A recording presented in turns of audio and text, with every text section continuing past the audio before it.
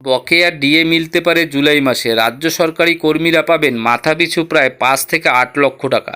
রাজ্য সরকারি কর্মীদের বহু প্রতীক্ষিত ডিএ মামলার সুপ্রিম কোর্ট দিল বড় নির্দেশ। দেশের শীর্ষ আদালত জানিয়ে দিল আগামী 6 সপ্তাহের মধ্যে রাজ্য সরকারকে কর্মীদের বকেয়া ডিএর 25% মিটিয়ে দিতে হবে। এই নির্দেশের ফলে মমতা বন্দ্যোপাধ্যায় সরকারের উপর অর্থনৈতিক চাপ আরও বেড়ে গেল। শুক্রবার সুপ্রিম কোর্টের বিচারপতি সঞ্জয় করল এবং বিচারপতি মনোজ মিশ্রের বেঞ্চ জানায় রাজ্য সরকারি কর্মচারীদের বকেয়া ডিএর অন্তত 25% মিটিয়ে দিতে হবে রাজ্যকে। মামলার নির্দেশনামায় বলা হয়েছে শুনানির দিন শুক্রবার থেকে পরবর্তী 6 সপ্তাহের নির্দেশিকা পালন করতে হবে রাজ্য সরকারকে। অর্থাৎ বকেয়া ডিএর 25% মেটাতে সর্বোচ্চ সময়সীমা জুলাই মাসের প্রথম সপ্তাহে শেষ হচ্ছে। সুতরাং জুলাই মাসের মধ্যেই মিলতে পারে মর্গ ভাতা।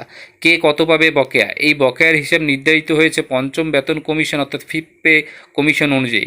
কনফেডারেশন সাধারণ সম্পাদক জানান 2009 সালের 1 জুলাই থেকে 2019 সালের 31 ডিসেম্বর পর্যন্ত চাকরিতে ছিলেন তারা সম্পূর্ণ বকেয়া পাবেন। যারা এই সময়ের মধ্যে অবসর নিয়েছেন তারাও সেই পর্যন্ত ডিএর হিসাব অনুযায়ী টাকা পাবেন। এমনকি যারা 2009 সালের আগে অবসর নিয়েছেন তারাও কিছুটা বকেয়া পাবেন অবসরকালীন বেসিকের ভিত্তিতে। পেনশন প্রাপকদের জন্য কী নিয়ম? অবসরপ্রাপ্ত কর্মীদের ক্ষেত্রে বকেয়া ডিএ নেয় বরং ডিয়ারনেস রিলিফ আকারে প্রদান করা হবে।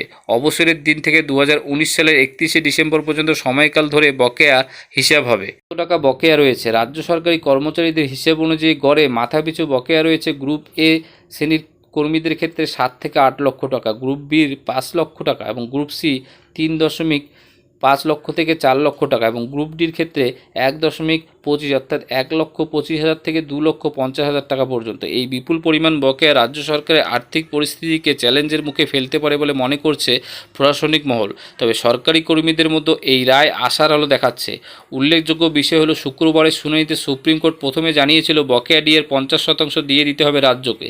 বিচারপতি করল বলেন এই মামলা ট্রাইব্যুনাল কোর্ট ও হাইকোর্টের ডিভিশন বেঞ্চ সব জায়গায় রায় আমরা খতিয়ে দেখেছি। সব ক্ষেত্রে ডিএর পক্ষে রায় দেওয়া হয়েছে, কিন্তু রাজ্যের তরফে আইনজীবী অভিষেক মনু সিংভি জানান 50% বকেয়া ডিএ দেওয়া এখনই সম্ভব নয়, তাহলে রাজ্যে চালানো যাবে না।